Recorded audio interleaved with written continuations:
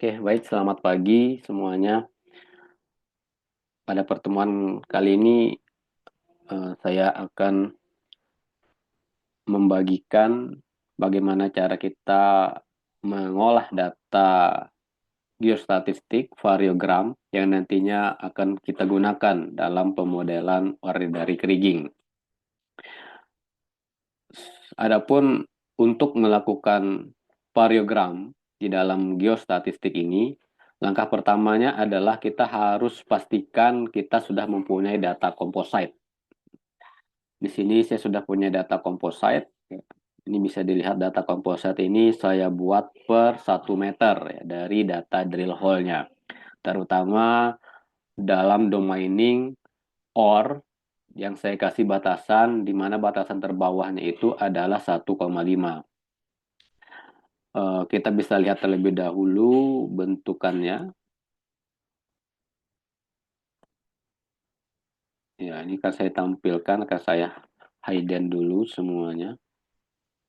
Kemudian akan saya tampilkan dalam bentuk titik-titik. Nah, ini adalah bentuk dari data composite-nya. Kalau ingin menampilkan angkanya bisa melalui description 1. Ya.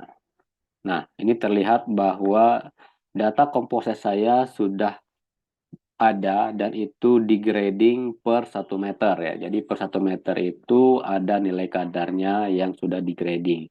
Nah, grading per 1 meter ini penting supaya itu untuk menyamakan grade-nya sehingga nanti akan kita gunakan dalam pemodelan variogram. Ya, setelah data composite kita siap, langkah selanjutnya adalah kita masuk ke dalam menu blok model, kemudian geostatistik, dan kita ambil variogram modeling. Nah, di dalam variogram modeling ini, kita sudah punya data composite. Nah, data composite itulah yang akan kita jadikan jadikan data inputnya. Ya, kita ambil saja dari file, open, kita buka, kita ambil new variogram map. Jadi kita akan buat variogram mapnya. Variogram mapnya ini asalnya dari composite. Ya. Kita udah punya composite MI. Oke, di dalam composite ini ada dua string ID-nya, yaitu string 1 dan string 2. Maka kita buat string range-nya 1,2. Kemudian field-nya itu yang kita gunakan ada D1. D1 ini description 1 artinya kadar. Blended-nya itu kita buat rata saja, yaitu 0. Di direction-nya juga 0. Kemudian nomor of variogram ini bisa kita pilih. Ini berapa banyak arah variogram yang akan kita buat.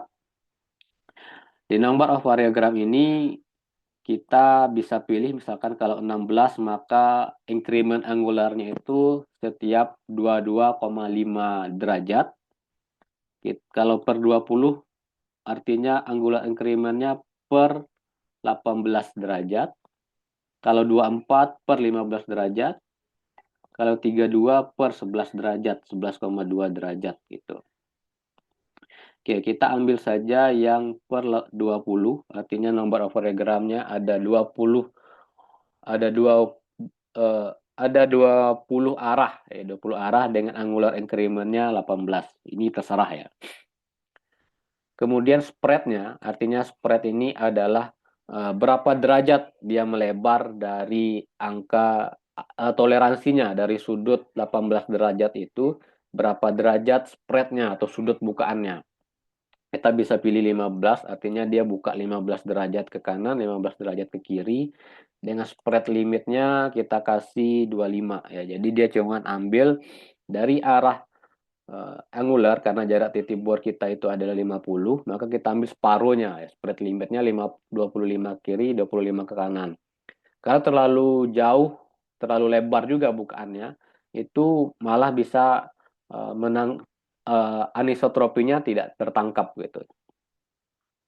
Laggingnya kita karena kita punya jarak data bor kita per 50, ya kita kasih aja laggingnya per 50 untuk jarak laggingnya. Kemudian lagging ini jarak antar titiknya. Kemudian maksimum distance-nya Ya, kita buat aja maksimum distance-nya 500.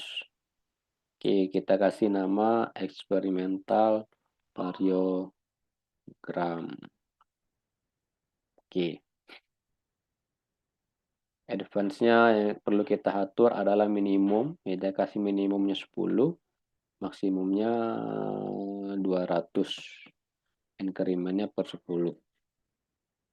Oke,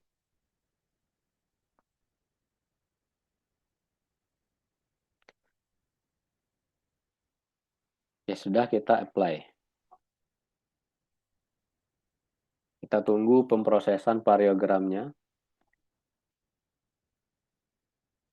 Nah, ini adalah hasil pemrosesan variogramnya. Dalam pemrosesan variogram ini kita sudah punya sebaran daripada sudut ya, di mana di sini adalah pada arah 0 derajat, 18 derajat ya. Ini bisa dilihat 18 derajatnya di sini. Kemudian 36 derajat. Oke.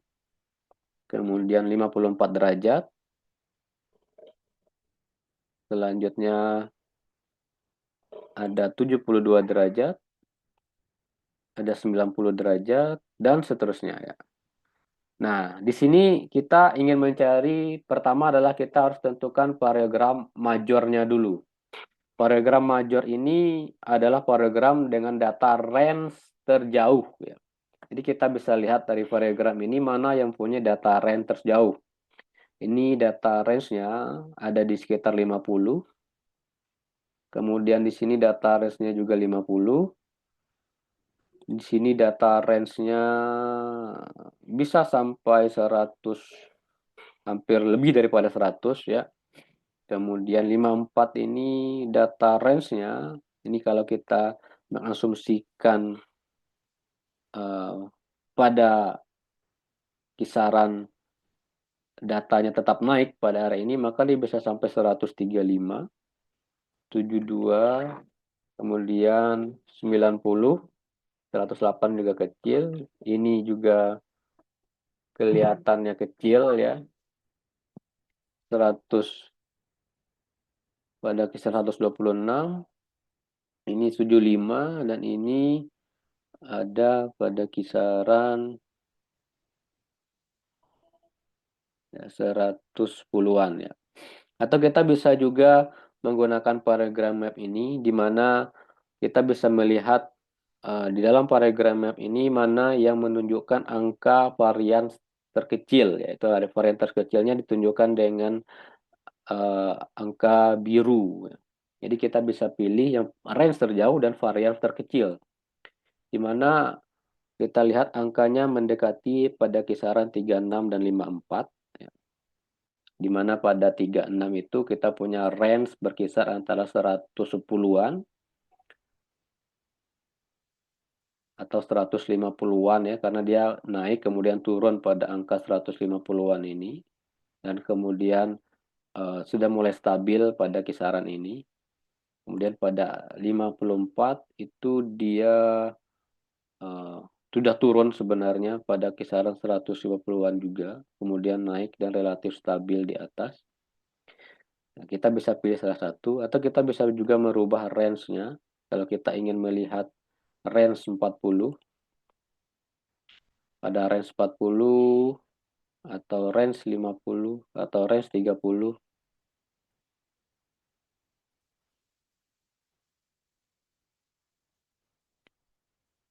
Iya, angkanya hampir mirip-mirip.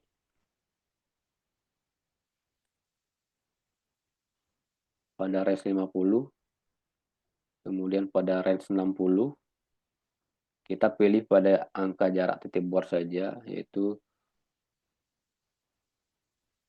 nah ini cukup relatif stabil di sini ya, sudah mulai bergerak naik. Jadi kita pilih angkanya di 36 derajat karena ini menunjukkan varian yang relatif kecil ya, dan juga range terjauh. Oke, setelah kita mendapatkan ini adalah arah sumbu mayornya dengan range terjauh, maka yang kedua adalah kita modeling variogramnya. Jadi variogram, kita ambil variogram model. Nah, variogram model kita ini tinggal kita fitkan Artinya kita fitkan itu adalah kita adjust angka variogramnya ini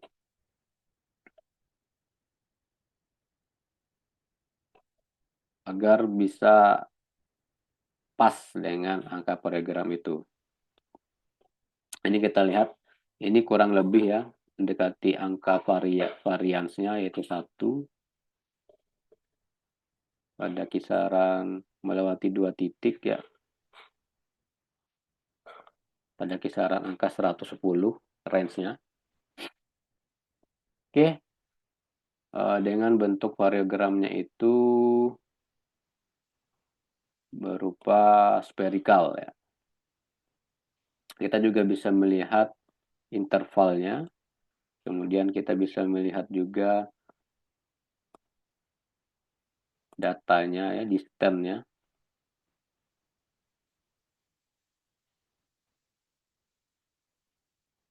Kita bisa melihat number of fair-nya, juga lumayan banyak fair-nya. Artinya sudah cukup available di sini. Oke, kalau sudah, maka kita bisa simpan variogram majornya.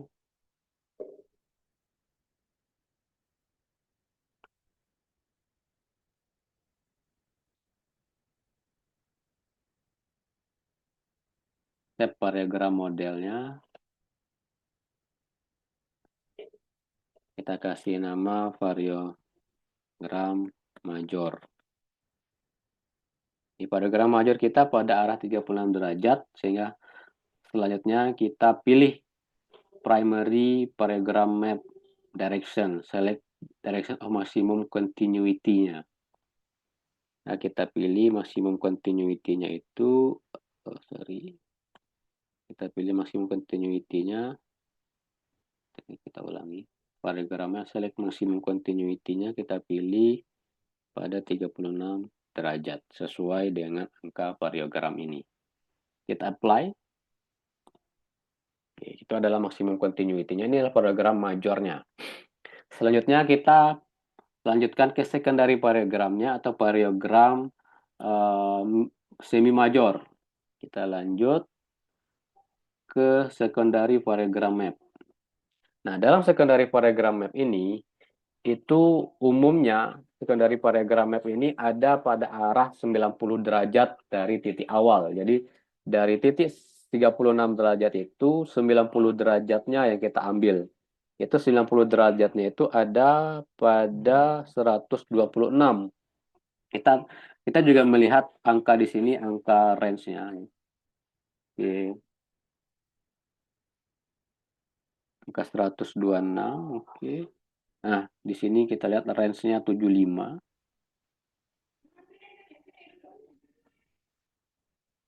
Sebenarnya ini yang bagus ya. Ya, memang yang paling bagus itu yang sama dengan ini ya, paragramnya kebentuk. 18, hampir semua program yang lain nggak terbentuk dengan baik. Ya memang rata-rata di arahnya 90 derajat dari variogram awal. Ya. Jadi kita pilih yang ini saja untuk variogram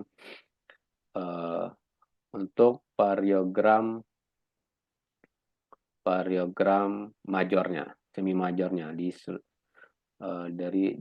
126 derajat. Oke, jika sudah kita pilih ini, kita juga bisa lakukan variogram modeling.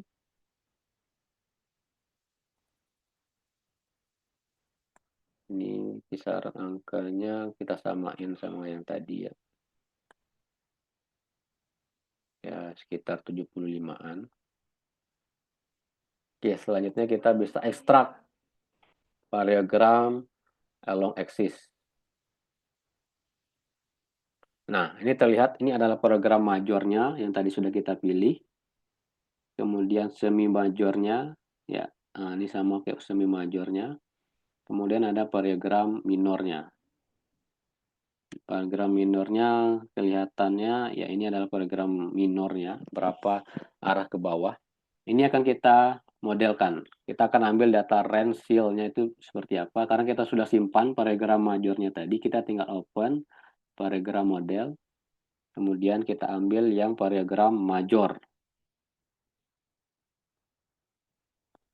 Nah, ini sudah kita set yang majornya 110. Yang semi majornya ini tinggal kita sesuaikan, di mana di sini angkanya di sekitar sini ya, 70 derajat, 75 meter. Tinggal tarik. Oke. Kemudian minornya ini juga kita sesuaikan. Ya, minor ini memang yang paling kecil karena ini adalah yang vertikal ya. Kita samakan ke titik pertama sini. Ya. Nah, ini adalah program minornya. Yang penting angka yang kita dapatkan itu adalah angka major, perbandingan antara major, semi major, dan juga major minor. Ya. Ini kisaran angkanya, range-nya itu ada di mungkin sekitar 10-an ya, karena memang kedalaman vertikalnya itu memang paling sedikit traktirnya.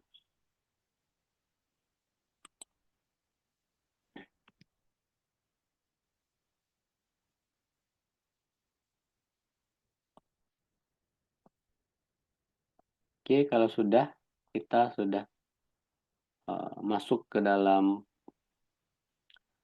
variogramnya, kita sudah selesai membuat variogram major, variogram minor, kemudian semi major. Nah, kalau sudah kita punyai program major, semi major, kita butuh angka ini yang akan kita buat di dalam uh, anisotropisnya. Maka kita tinggal create anisotropis ellipsoid report. Nah, kita pilih output file namanya ellipsoid report. Oke, kita apply.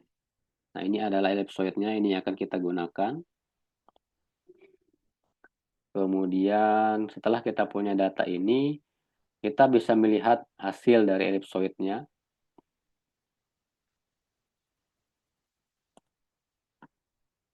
Ini bisa kita close. Atau kalau kita mau simpan program modelingnya, ini yang program modeling untuk major. Kita bisa save as variogram model. Ini major, semi majornya kita bisa save.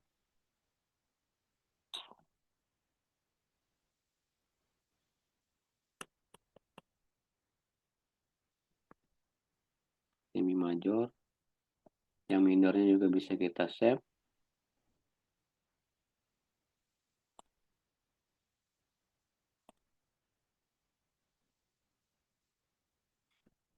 Minor. Hmm.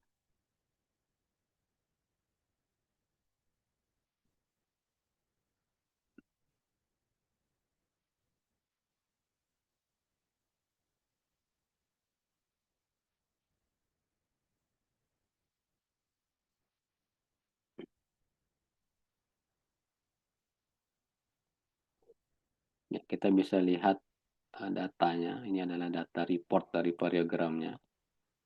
Ya, hasilnya 0,8, range-nya sekian. Kita kasih nama variogram report. Kita apply. Ya, oke. Kalau kita sudah punya, tinggal kita bisa lihat ellipsoid visualizer. Jadi kita bisa melihat daerah pengaruh dari ellipsoid ini sampai di mana. Oke, saya close dulu. Ellipsoidnya kita udah selesai. Nah, kita bisa panggil lagi data constraint orthoponya. Kita bisa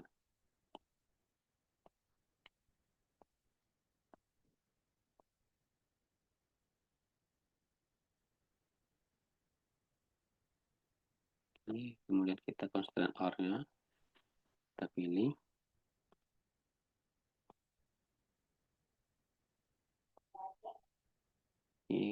Kemudian kita akan pilih titik yang akan kita jadikan sebagai area area pengaruhnya. Kita bisa pilih misalkan tampilkan data drill hole-nya.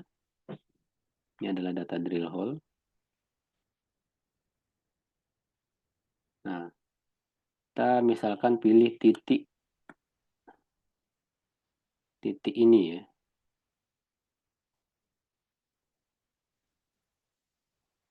Nah, ini kita pilih titik ini. Kalau kita ingin melakukan estimasi pada titik ini, seberapa besar daerah pengaruh dari program itu. Kita lihat. Ini kita catat aja. Misalkan kita pakai pakai notepad atau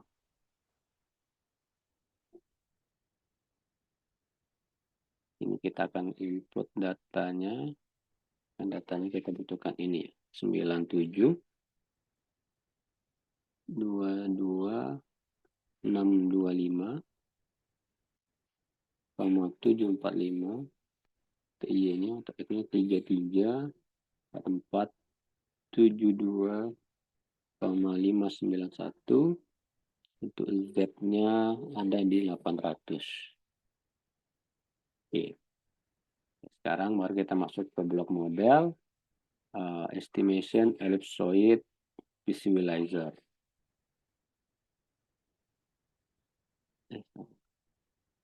Blok model geostatistik ellipsoid visualizer. Ya. Nah, maksimum set radiusnya kita tadi kan punya data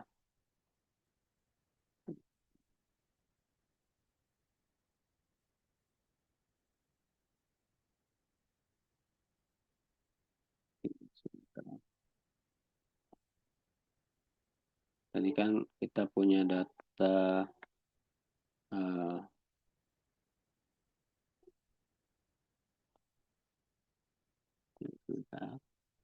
tadi kan kita punya variogram report.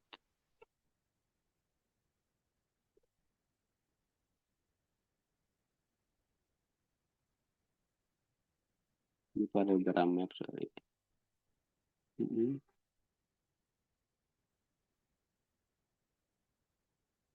Ini ellipsoid report yang tadi ya.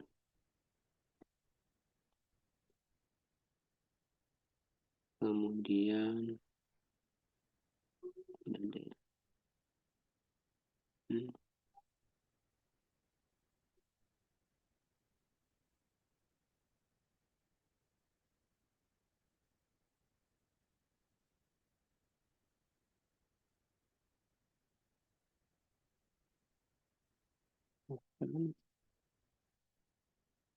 ini variogram reportnya. Di variogram report ini kita punya data range kita adalah 110. Ya. Maka ini akan kita jadikan sebagai acuan kita dalam melakukan view ya. Jadi kalau kita punya estimation ellipsoid visualizer, kita punya maksimum shot radius kita itu adalah angka dari ini ya.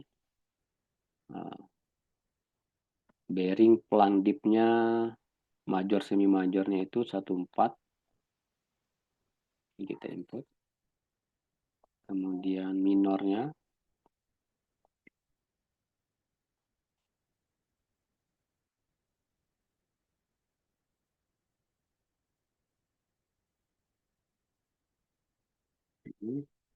set radiusnya kita cari ini karena data range 110 ya, maksimum set radiusnya kita buat 120.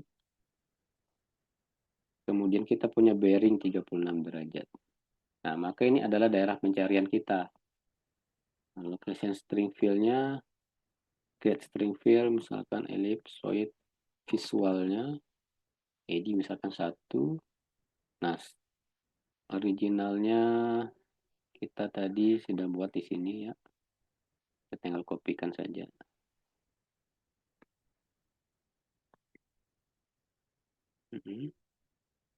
Kemudian X-nya.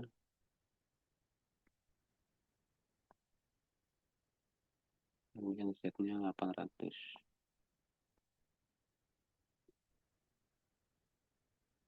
Oke, karena sudah kita save, kita apply. Nah, kita bisa lihat ellipsoid visualnya.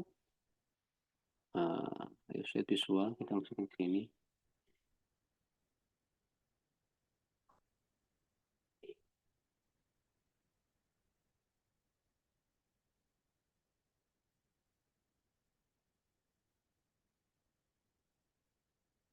Yang kurang kelihatan ya. Coba kita naikkan elevasinya. Block model, ellipsoid visualizer-nya tadi. Ini semua angkanya sama. Kita samain aja nih. Ini kita naikkan menjadi 900. Apply. Sorry.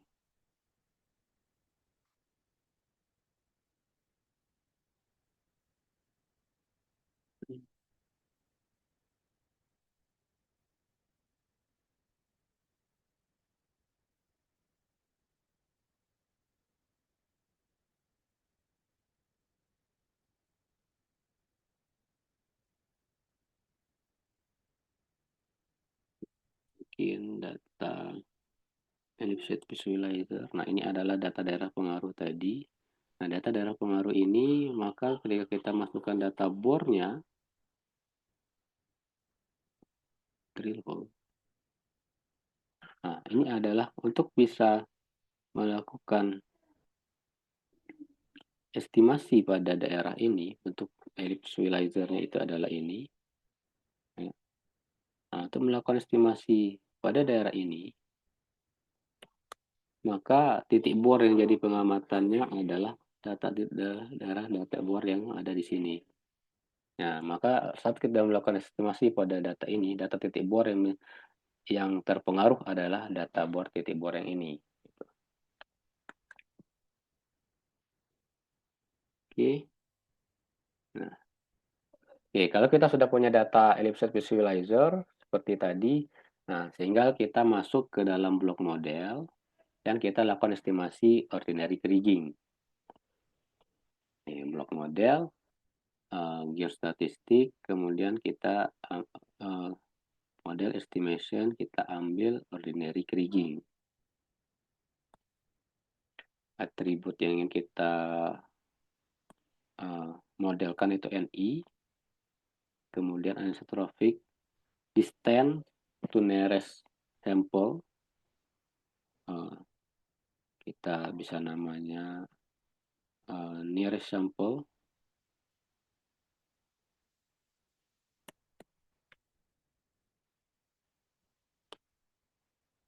Ini data ini kita perlukan nanti untuk kita bisa lihat klasifikasinya nanti. Ini average distance,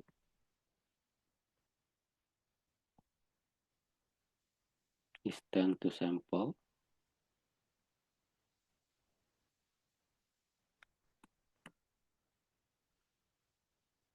Kemudian ini banyak sampel yang menjadi titik nomor sampel, banyak sampel yang dijadikan contoh atau banyaknya sampel yang dijadikan sebagai estimatornya. Kriging variance ini, blok varian ini akan kita gunakan. Ya, kita butuh data ini bisa dikosongkan. Atau tahu berapa nomor sampelnya, average distance, dan nearest sampelnya itu berapa. Oke, kriging efisiensinya. Kita apply, kemudian kita ambil string file tadi yang composite. String range-nya kita tadi kan 1,2. Oke, kita apply. Kemudian anisotropis, nah nomor sample to select 3, maksimum number of sample to select 15. Jadi kita pilih jumlah sampel yang akan kita pilih ya. Maksimum set radius tadi, kalau kita pilih set radius 120, ini cukup mengcover areanya karena jarak titik bor kita 50. Jadi maksimum set radiusnya kita buat aja supaya sampelnya banyak, kita kasih 950. Vertical distance kita tadi kan cuma 10 ya, jadi kita maksimum vertical shot distance yang ke bawahnya kita kasih 10. Kemudian bearingnya tadi 36. Major semi majornya itu kita pilih sesuai dengan angka variogramnya 1,4. Jadi data yang kita gunakan ini adalah hasil dari data variogram modeling.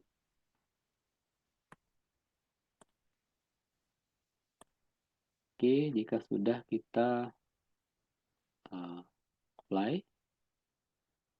Nah, ini tinggal kita import number of discretization ini bisa kita pilih 3 ini standar ya. Variogram filenya tadi variogram major.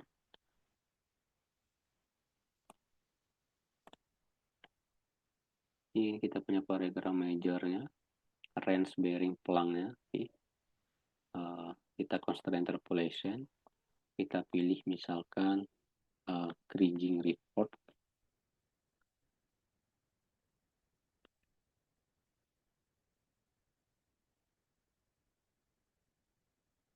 Format support.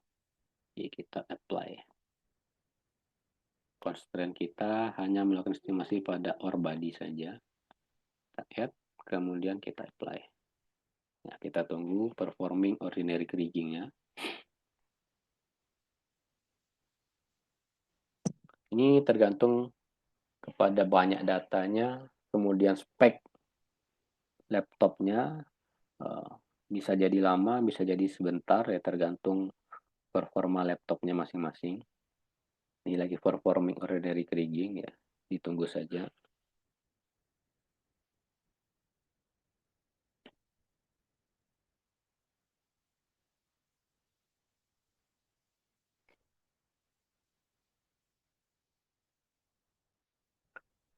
Nah, ini adalah hasilnya, hasil dari performing ordinary kriging kita. Kita menggunakan nugget, range, azimuth, plangnya, kemudian set distance axis, kemudian sampelnya.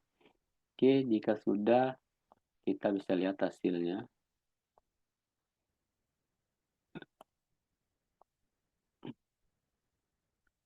Nah, ini bisa kita color by attribute. Misalkan kita ingin tampilkan kader NI-nya.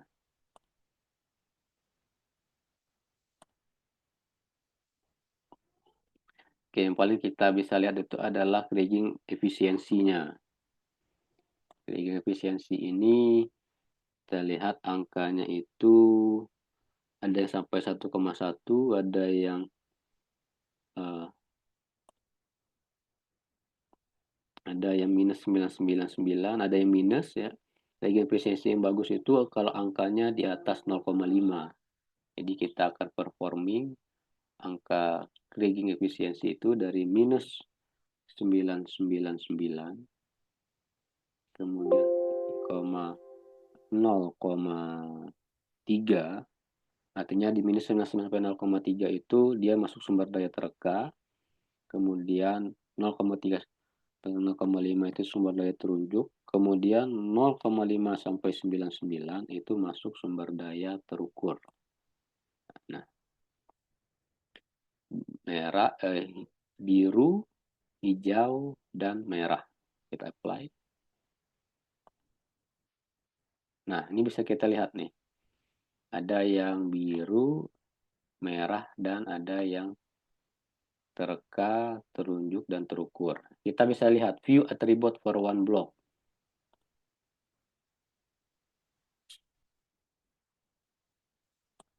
Pada sumber daya terukur, ya kita bisa lihat di sini. Untuk performa sumber daya terukur ini, average distance to sampelnya itu ada 67 meter. Kemudian block variance-nya, ya kriging efisiensinya, oh bukan, salah. Kriging efisiensi itu yang merah. Di sumber daya terukur itu yang merah warnanya.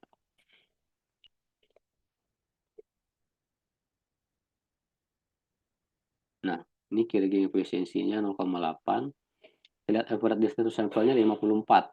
Jadi dia kecil sekali dari 120 tadi. Kemudian nearest sampelnya itu ada yang jaraknya 7,6.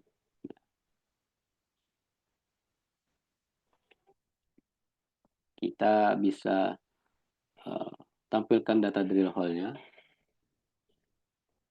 Nah, di sini kan kita lihat data-data yang berdekatan dengan data drill hole itu cenderung nilainya sumber dayanya terukur ya.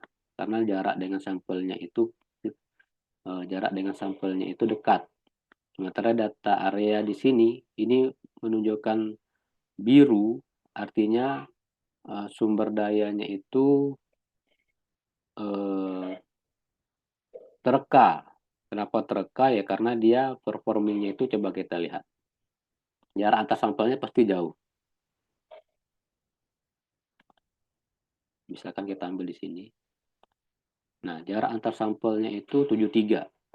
Dari sampelnya itu 61. Jadi jarak antar sampelnya jauh. Sehingga akibatnya apa? Kriging variance itu besar. Yang kriging efisiensinya itu kecil. Berbanding terbalik misalkan area ini dekat sekali dengan data sampelnya. Karena dia dekat dengan data sampel, ya kita bisa lihat atribut view atribut for one block. Ini kita lihat di sini misalnya. Nah, sampel terdekatnya, Jeffrey sampelnya 66. Kemudian nearest sampelnya itu 6,3. Nomor sampelnya itu ada 15. 15 sampel. Yang tadi kita batasi jumlah sampelnya ada 15. Sementara kalau yang tadi sumber daya tereka,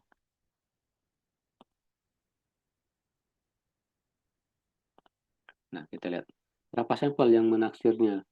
Ada 15 juga sampel, cuman jarak sampelnya jauh.